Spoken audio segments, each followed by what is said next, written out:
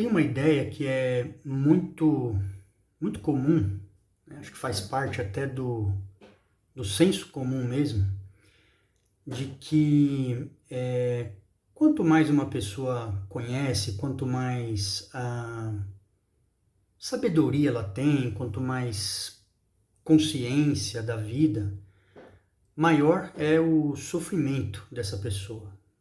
Ou seja, a ideia de que no conhecimento, na maior quantidade de conhecimento, na maior consciência a respeito da vida, junto com isso, vem para essa pessoa que tem muito conhecimento, muita lucidez a respeito da vida, do mundo, das coisas como são. Junto com isso, vem para essa pessoa muito sofrimento. Ou seja, é uma ideia de que se a pessoa conhece mais, ela sofre mais, e ao contrário, claro, de que a ignorância, portanto, né, seria uma bênção.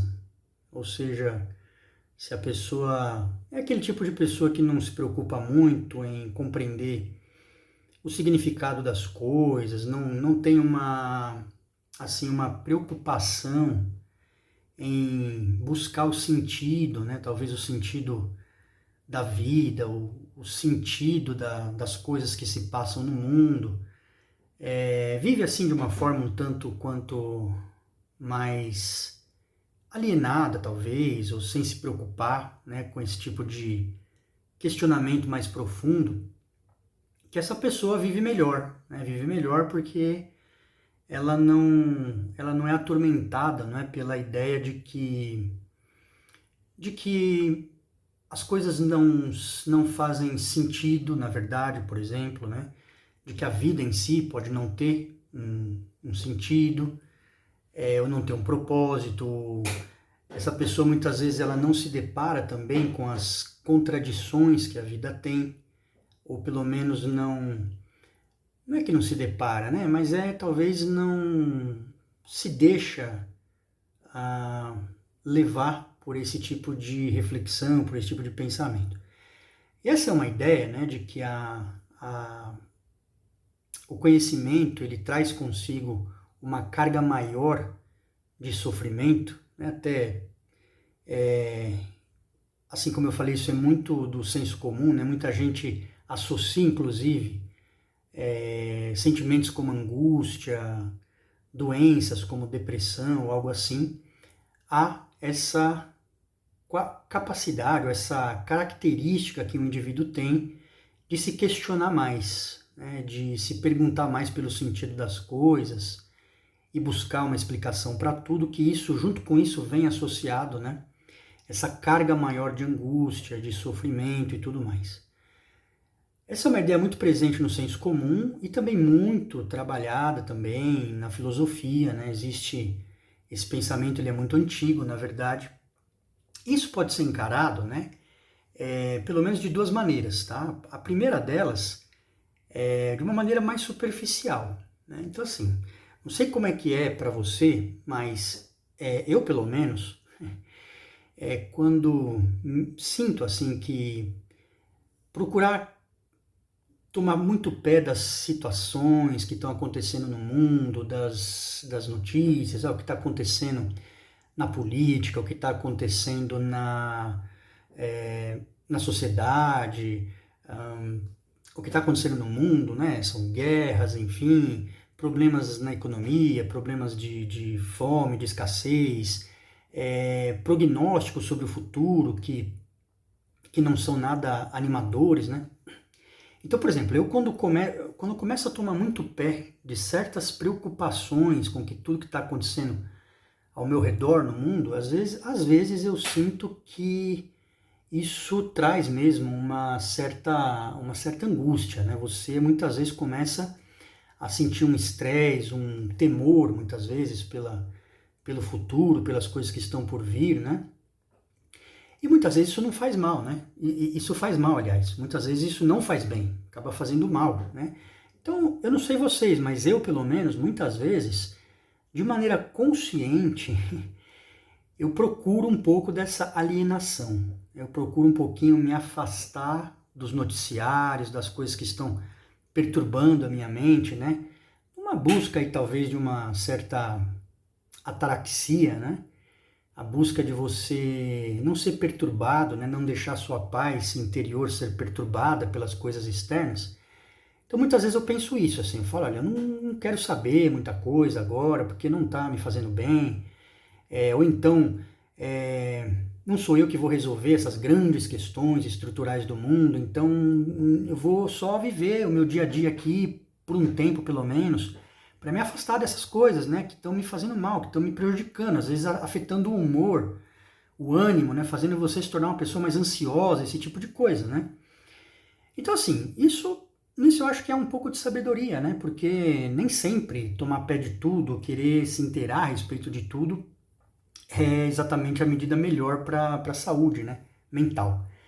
Então, às vezes, conscientemente eu faço isso, né? Então a gente pode pensar que esse meio que não tá nem aí pro que tá se passando, né? Pô, não sou eu que vou resolver o mundo, então para que eu vou me estressar com isso, né? O que tiver que ser vai ser, e eu vou procurar cuidar do meu espacinho aqui da minha vida, né? Então, numa primeira camada, talvez você pode pensar dessa forma, né? Dessa forma que, olha, se eu procuro saber muito, logo eu tenho consciência das coisas e isso daí me perturba a paz, porque o mundo é um mundo agitado, né? Cheio de agitações, preocupações, um monte de coisa assim.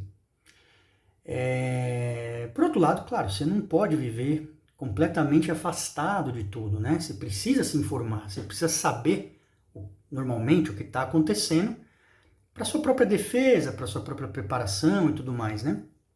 Então, algum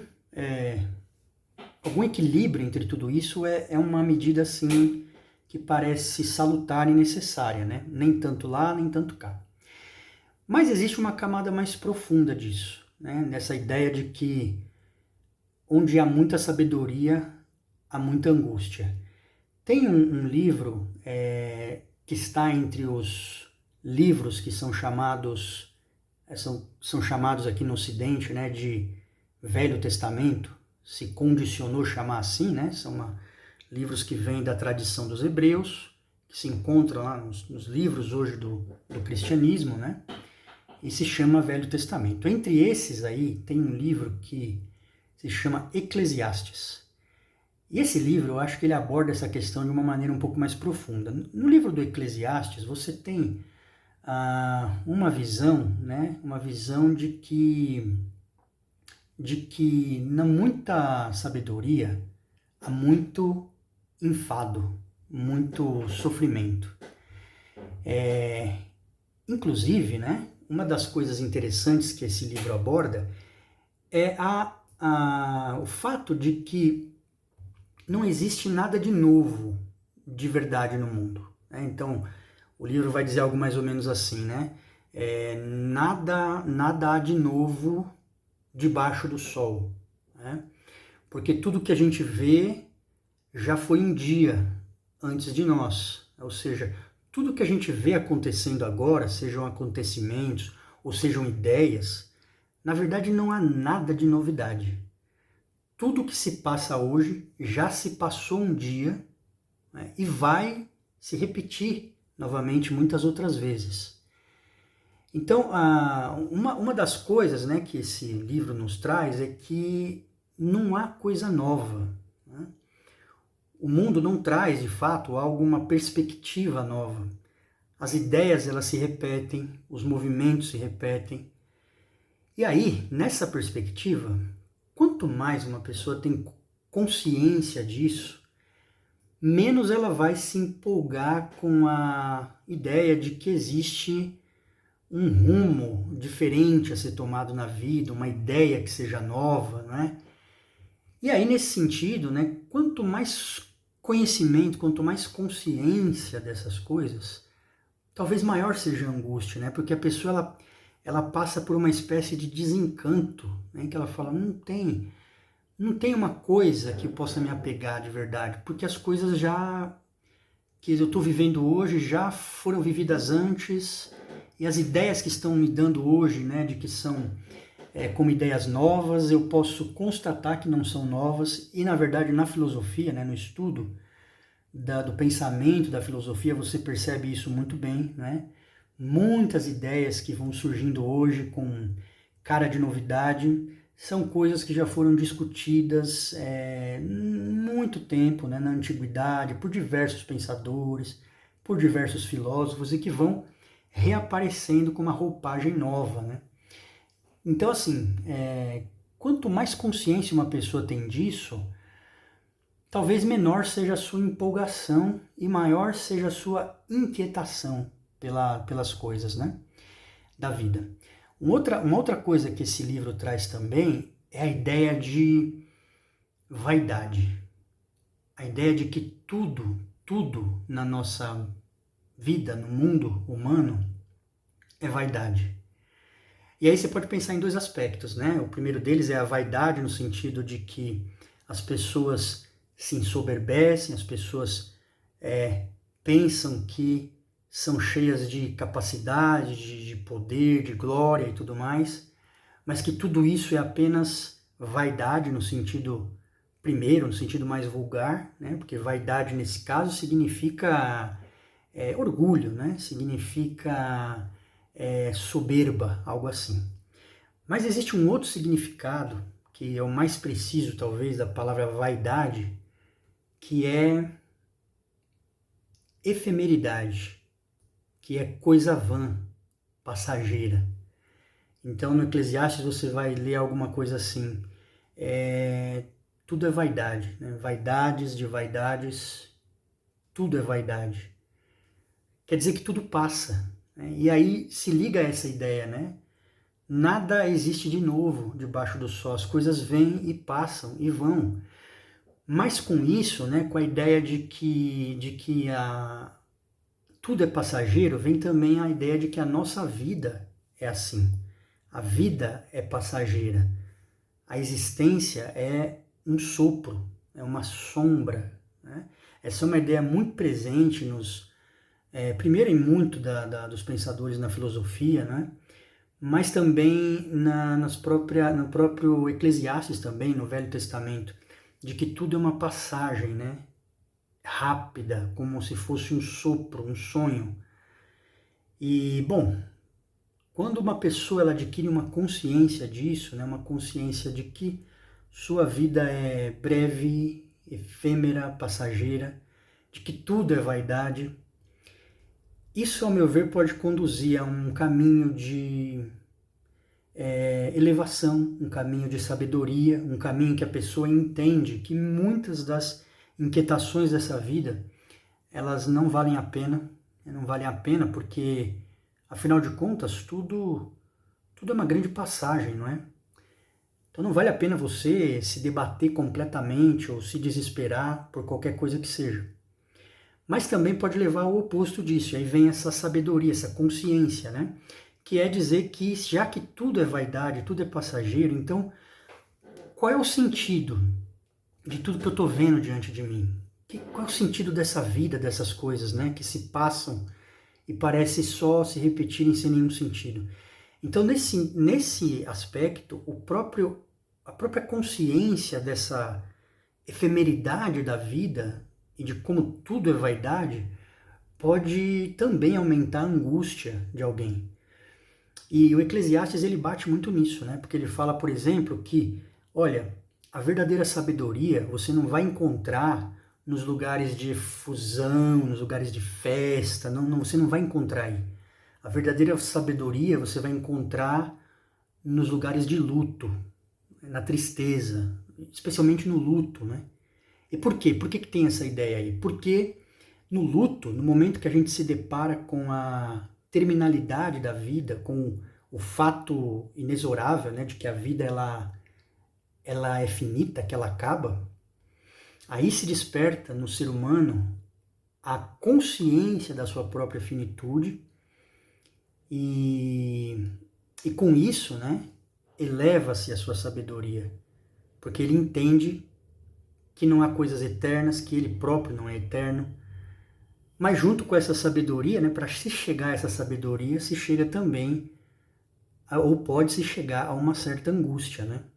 A um certo sentimento de que a vida não apresenta de fato um sentido, né? Claro que não necessariamente é assim, né? Não necessariamente. Existe, claro, todo um pensamento também e uma postura diante da vida que pode levar alguém com esse grau de consciência a se sentir mais pleno, mais sereno, né? Sobre diversos aspectos da vida, né? E entender que sua vida caminha para uma terminalidade. Então, se caminha para uma terminalidade, durante esse tempo efêmero, o que posso eu realizar que pode dar sentido para a minha existência, né? Com uma certa resignação de aceitar o destino que é de cada um de nós, que é a finitude, a terminalidade. Então, assim, não tem, né? Se você for olhar, não tem uma resposta fácil para isso. Ou seja, a sabedoria sempre é acompanhada de sofrimento, ou a sabedoria também pode ser uma espécie de elevação do ser humano que leva a uma serenidade, uma paz interior, né? Não há muito assim uma definição exata para isso, né? Mas são posturas e posições filosóficas diante da ideia do muito saber, não é? Do muito conhecimento. Agora, sem dúvida, né? Quando você olha pessoas assim um pouco mais descoladas, que não se preocupam com muita coisa, pelo menos a impressão que você tem é que as pessoas vivem melhor assim, né? Porque quando se tem muito conhecimento, junto com ele vem muita preocupação, muito enfado, muitos questionamentos, né? Mas será que não é esse o sentido, o propósito da nossa existência, da nossa vida? Esse aprendizado e a aquisição dessa sabedoria? Bom, deixa aqui seus pensamentos, o que vocês pensam a respeito disso, e nos falamos em outros vídeos. Até mais, pessoal. Tchau, tchau.